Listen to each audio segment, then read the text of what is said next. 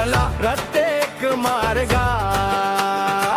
भीम बोले दिल से, जय भीम बोले दिल से, ऊर्जा भरली रक्तात, भीमाच्या विचारांनी उजळला प्रत्येक मार्गा।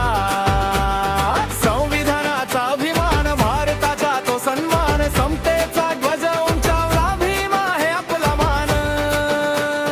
शिक्षणाची शक्ती घेऊन पुढे चाल निर्धाराने, स्वाभिमानाच्या वाटेवर जिंकूया आपण अभिमानाने।